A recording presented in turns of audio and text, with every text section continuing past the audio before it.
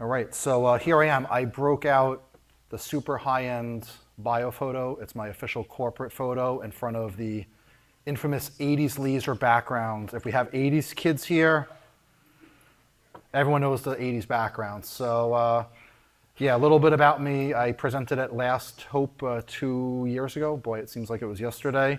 I live up in Poughkeepsie. I'm originally from Long Island. And yes, bacon, egg, and cheese sandwiches are a culinary delicacy of the area. I enjoy those thusly.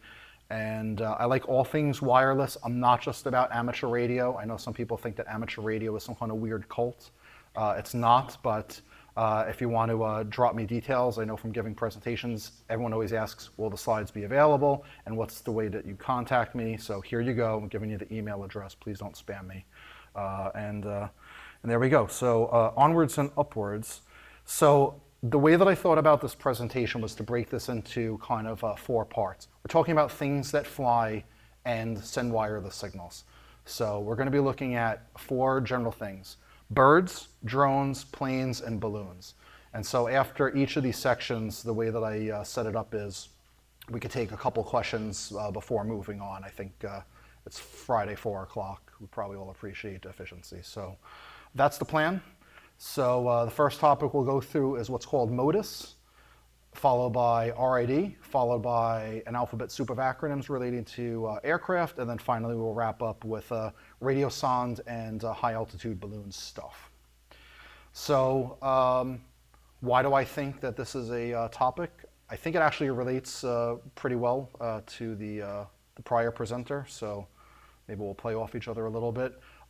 But since I've been a kid, I grew up in Bethpage where Grumman is, and 2 things were always omnipresent: airplanes, and if anyone knows about the big blue ball radar that Grumman had, wireless. It was like always in my backyard. So from an early age, I always thought the 2 things were interesting.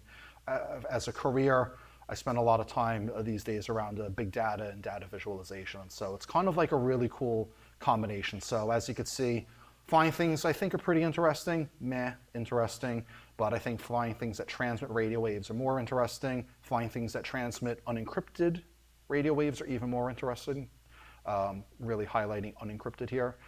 Ground stations and massive databases of received radio waves are really interesting. We're not really going to have time to talk about encrypted stuff, but you can catch me offline and we could chat about other things, but this is the goal of the presentation. So how do we get started receiving these waves? These are the 2 things that I will say most people probably have. Does anyone have a SDR dongle? Just quick show of hands. Okay, awesome. And then who has like some SP32 LoRa Meshtastic something or other? All right, so we'll convert the rest of you soon enough into that part of the wireless cult. But the idea is, you know, for roughly about $50 between the 2, you're going to have some really interesting capabilities. One thing that I have sprinkled out through the presentation, because I know that people love to take photos of slides. Let's see how good your cameras are. Oh, hopefully I don't block the QR code. So there we go. So just to kind of break it down, I'm not going to go through this. You could kind of get an idea for the thumbs up and the thumbs down. Here's those 2 devices. These are recommended, but these are known to be quality for the price, and through these sellers, you always have to be careful. I think we've all learned if you try to do the AliExpress route to save $2.23, please don't do it. Just buy the legitimate, and these are the options that I'd say. But yeah, basically between these 2 devices, here's kind of how this is going to marry out to what you're going to see in the presentation. So grab these QR codes. Can I just get a quick show? Has anyone successfully decoded a QR code?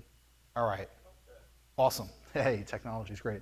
All right, so yeah, so I'll be coming back to this, you know, periodically, but hopefully this gives you an idea. There's not one perfect device, but between these 2, you have a lot of really cool capability. Are there better devices? Yes. Are there things that are more expensive? Yes. But again, looks like a bunch of you have this stuff already. So what I bet that most of you don't have is the correct antenna. Most of you, I'm gonna guess, have like these weird little telescoping antennas that came with it. You get all cranky that all you could receive with your SDR is like local FM broadcast and some cranky ham radio people on a local repeater. Please get the right antennas. If anyone has seen me walking around with my little Lego pal in the lobby area over there, antennas are a passion of mine. So the right antenna for the right thing is super important. So I just want to reinforce that right from the beginning, that if you are going to play around with what we're going to go through, don't expect miracles from telescoping included craptastic antennas. So you're going to want to look at